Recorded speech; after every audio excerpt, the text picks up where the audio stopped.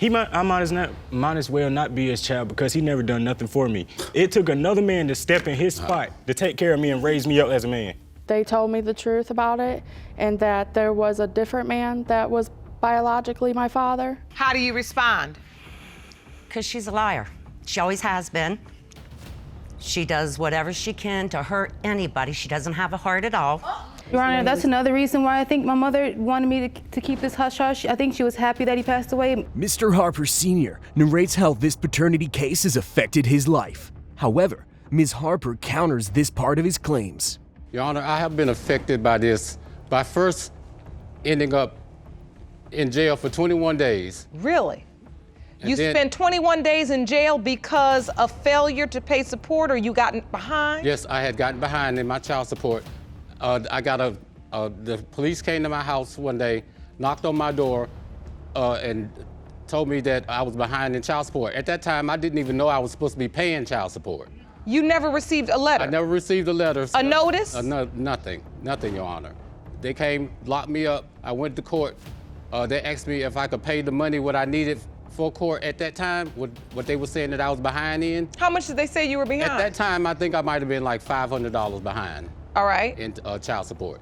And from then on, I was just working, trying to make enough money not to get locked up again.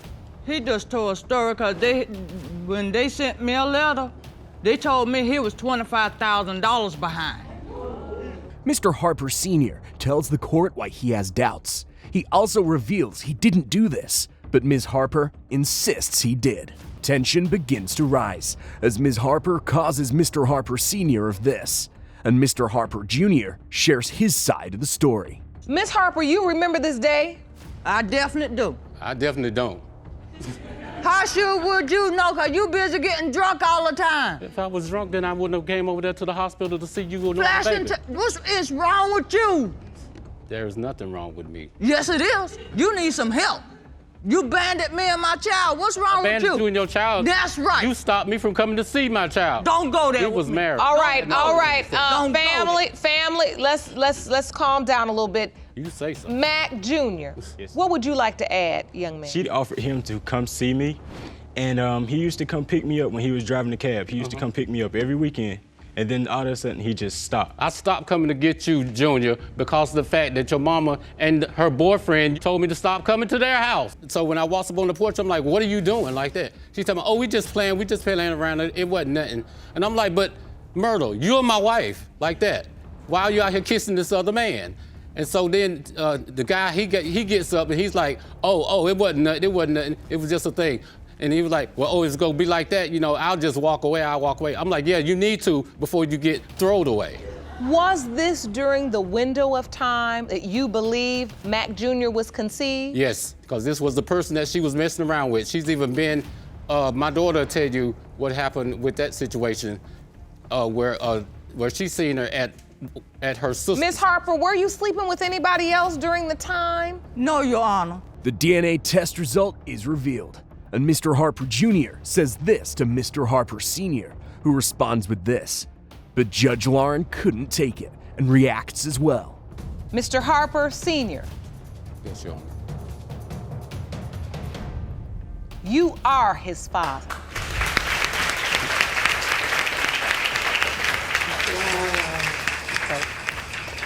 All right.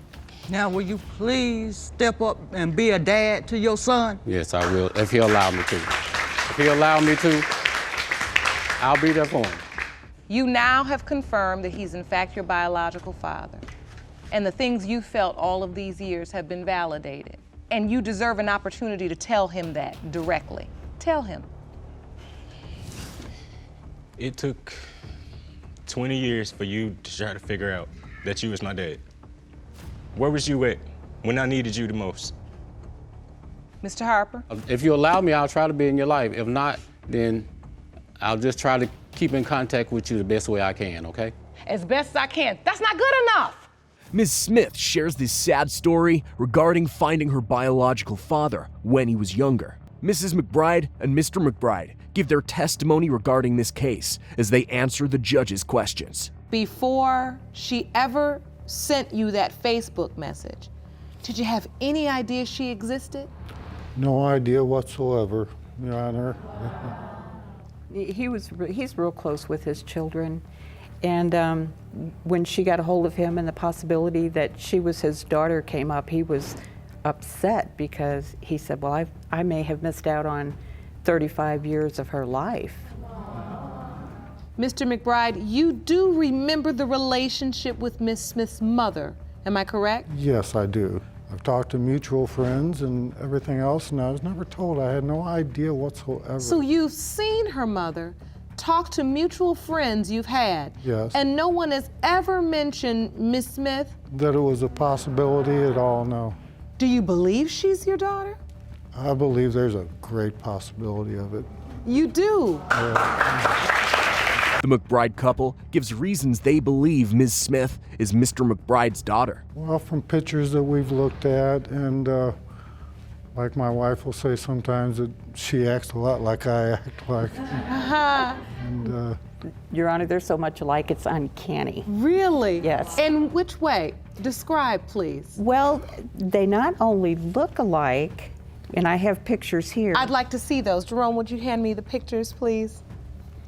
but their personalities are so strong too. There's just an amazing resemblance. And these are the photos you submitted to the court? Yes, ma'am. This photo is?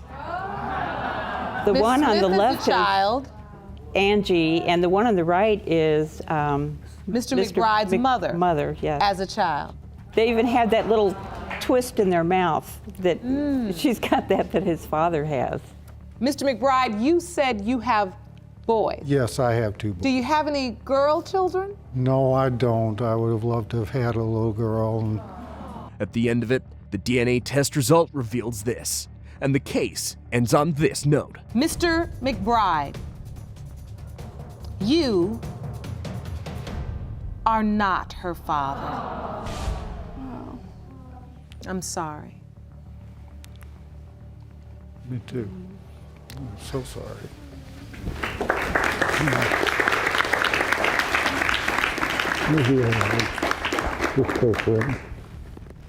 I know this was not the result any of you wanted. I hope she finds cooperation from others, and maybe there's someone else we don't know about, but I hope she gets the answer she needs. And we do too. Miss Smith?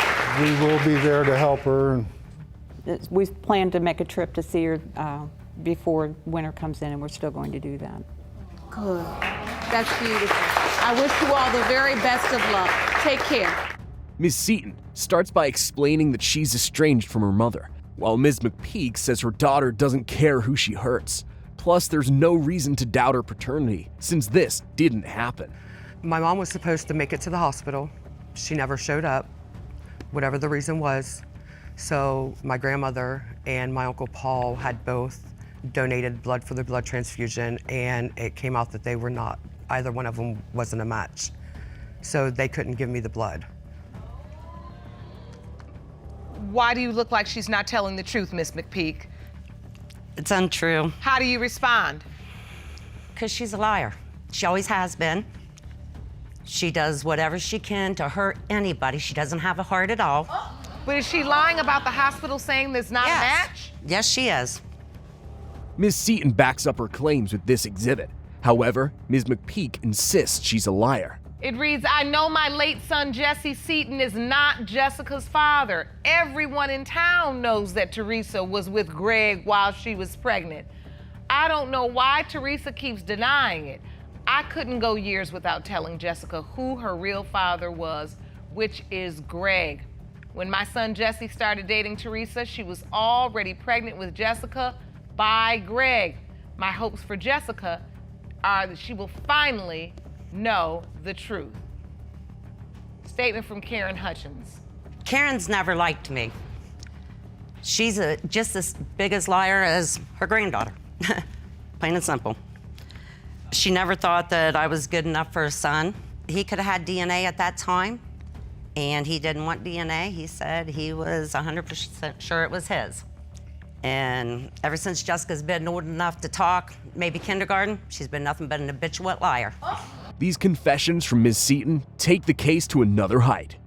Jesse died when I was about 7.5. But from what I can remember, he was the perfect man, perfect dad. What hurts me the most is that this man died thinking that I was his only daughter. So that right there alone hurts more than, you know, the fact that I'm about to get results on whether or not Mr. Brighton or Mr. Seaton is my father.